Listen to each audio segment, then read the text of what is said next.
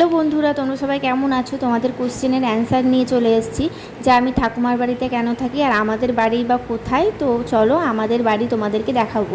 তার আগে দেখায়, দেখো মেঘ করে এসেছে, কতটা আকাশটা একদম কালো হয়ে এসেছে। আমি তাড়াতাড়ি বাড়ি চলে যাচ্ছি। প্রথমে আমাদের বাড়ি যাব, কারণ তোমাদেরকে আমাদের বাড়িটা দেখাবো, তারপর আমি ঠাকুমার বাড়ি যাব। আমি ঠাকুমার কাছে থাকবো, আর ঠাকুমার কাছে থাকতে আমার খুব ভালো লাগে। ঠাকুমার অনেক বয়স হয়ে গেছে আর বুড়ি মানুষ একা থাকে, সেই জন্য আমি ঠাকুমার সাথে থাকি। আর দেখো বৃষ্টি চলে আসলো, যেতে যেতেই টুপটুপ করে বৃষ্টি পড়ছে, বেশি জোরে বৃষ্টি পড়ছে না, এই যে টুপটাপ করে 1 ফোঁটা 2 ফোঁটা করে বৃষ্টি পড়ছে। চলে এসেছি বাড়ির কাছে। এটা হচ্ছে শনি মন্দিরতলা আর কালীতলা। এখানে আমাদের কালী পুজো হয়, সরস্বতী পুজো হয়, আর বাবা গৌরাজের পুজো হয়। আর এই দেখো আমাদের বাড়ির রাস্তা, দেখো একদম খুঁড়ে একাকার করেছে। আর এটা হচ্ছে আমাদের বাড়ি, মানে আমার মা বাবা বোন থাকে। এই যে মা আর বোন ওখানে বসে রয়েছে।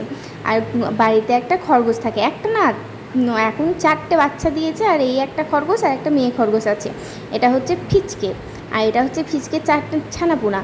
এই খরগোশগুলোকে আমি রোজ চটকাই, আমার খুব ভালো লাগে এদেরকে চটকাতে।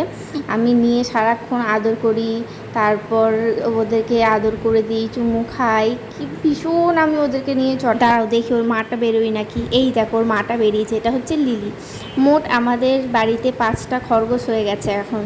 যাই হোক, জোরে বৃষ্টি পড়ছিল, এখন বৃষ্টিটা থেমেছে, তাই বাড়ির দিকে পালাই, মানে আমার ঠাকুমার বাড়ি চলে যাচ্ছে। আর রাস্তার অবস্থা খারাপ, একেবারে কাদা কাদা হয়ে গেছে।